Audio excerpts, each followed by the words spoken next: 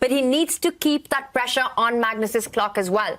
Yeah, the problem is for black is you really would like to take this G2 pawn for the H4 pawn, like release your own rook. That would be good. You want connected passed pawns that are unopposed, but Magnus is not allowing that. He's giving the king a bunch of checks. You could run forward, but then the rook will continue to follow the king, push it to the other side of the board, and then start going after the black pawns. So this is exactly what Magnus is doing. Hikaru has to step back and look at this back and forth shuffling pieces. The H4 pawn remains a target. The black rook has to stay passively defending rather than going after white's pawns.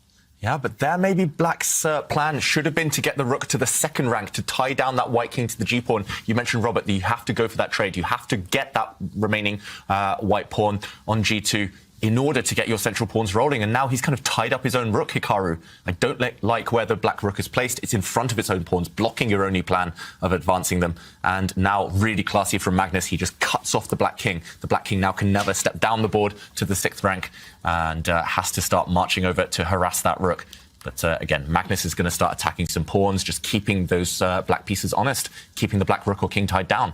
Maybe Magnus is going to get the draw of the bar back closer towards the center, but okay, now decision time for Hikaru. Do you surrender your central pawns and go for white's pawns? No, you have to keep your pawns intact in the middle just to keep some chances alive. An important theoretical endgame is if white loses both pawns for the e5 pawn, that is a theoretical draw. I know from experience, I had that position against Vishwanath and Anand. I had the 2 pawns. He held the draw. And so it's something that both players know. And that's why Hikaru is clinging on to this e-pawn. He pushes it forward. He connects it with his other pawn. And that will create threats if the black king gets active. If that black king were on the 4th or 5th rank up to g5, that would be good news. But the king is cut off. Magnus's rook is in the perfect position.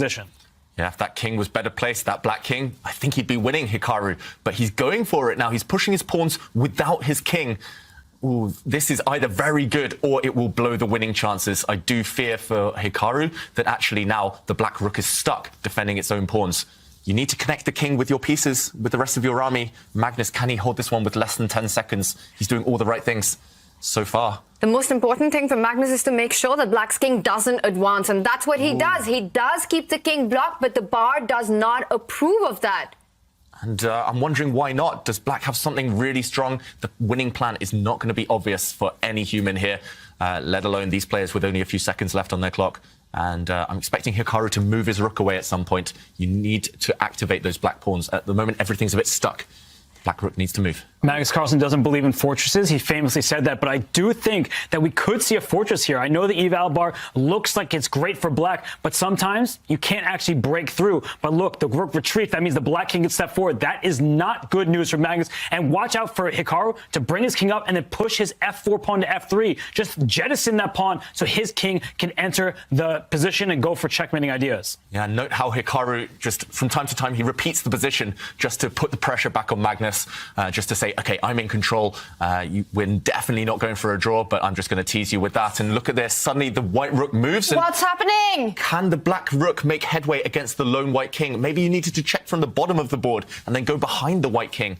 Is Hikaru winning? It feels like he should be. The black king is so active now. We said as long as the black king joins the action, you're winning. But what's the killer plan? And Hikaru stops. He takes a pause. He knows that there's something in the position. He's trying to calculate, and that is the right thing to do. He knows that he's made maximum progress, but where is the killer blow here? He's going to bring his king all the way in at some point. His rook is going to be released from the f-file somewhere along the 2nd rank, and the black king is going to stake for d4, d3 into e2. And whoa, he plays f3 right away. And was that a good choice? I'm surprised he committed with so little time on the clock. He could have repeated and gone back to this.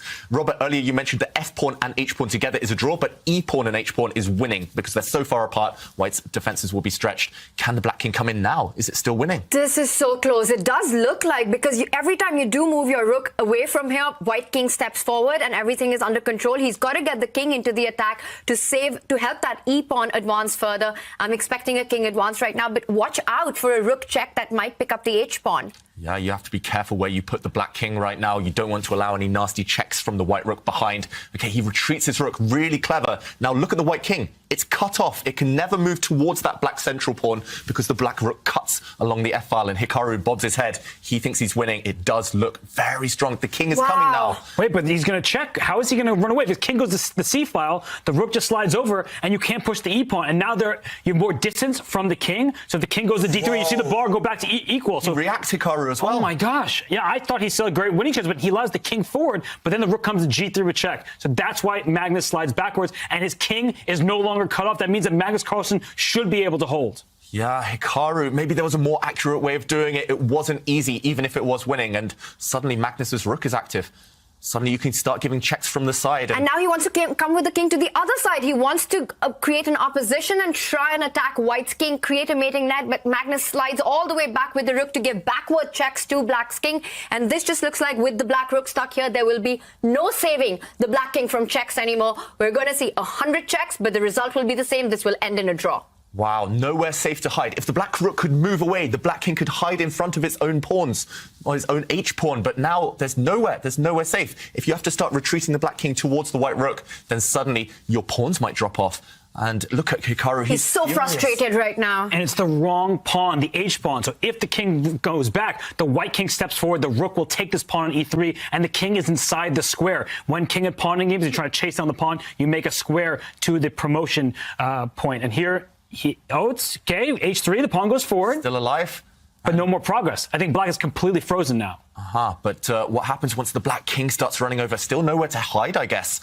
And, okay, we're past the 100 move mark. This has been a marathon game. Can Hikaru squeeze out a win? What a fight. Magnus thinks he's drawing. He leant back there looking very happy with himself, but still chances alive. I agree with Robert. I think it's the wrong pawn. The Black rook is just on the worst possible square, tied down defending both of them. The Black rook is passive. You need active pieces to win these types of endgames. Oh, what a miracle this is if Magnus holds. And it's just amazing, the defense that he's shown. And we can see Hikaru that he's giving up on this. He knows that there's no way to improve this position further. The Black's rook is tied down to defending that e3 pawn and the h3 pawn. Magnus continues to attack the Black king with checks. There's no place to hide. And we see Hikaru leaning back. He knows he's done everything, but it's not been enough. So close, but no cigar. Down under 10 seconds now, Hikaru. He looks like he's about to give up his winning attempts, about to agree that draw. Just all the checks. Look at that Black king. So sad, has to retreat the whole way back. And this pattern's just going to continue. The Black king's going to chase the White rook, but to no avail. The White rook is just going to move, hide, check, and cause all the problems in the world. And at this point, Hikaru might just be going for the longest game in Champions Chess Tour history because we're at move 116, it seems, and it's going to keep going because Hikaru is just going to hope for a Magnus Carlsen mistake. But the issue for Hikaru, his rook is completely frozen in place. If it ever leaves the third rank, the pawns are going to fall off, and the king, it wants to help out in protecting the pawns, but the rook keeps checking. So as long as the king is far away from the rook keeps checking it, and the king has nowhere to hide. And we see that happening, and now he just shifts back because there's nothing to be done, and it doesn't matter where the king goes. When the king gets closer to the pawns, Magnus starts checking it, driving it away. Yeah, no progress has been made over the last 20 moves now. Hikaru, wow, can he recover? Yeah, can he recover from this heartbreak? And lots of cheerleaders we see for Hikaru on Twitter. And yeah, he's put up such a fight. I love everything Hikaru's done this game. Just Is that a Hikachu? Hikachu. Hikaru or Hikachu? Yeah. It's just so close. This is the most frustrating thing in chess. You do everything right. Hikaru's literally not put a foot wrong this game. But breaking the defenses of the world #1, that's another question. That's another level. But there is something to take away from it. The fact that Hikaru was able to create this chance, this opportunity with the Black pieces. David, earlier you were talking about going into the last round on his terms, and that's what he's managed to create. He's made it clear that Magnus needs to be careful. There we have it.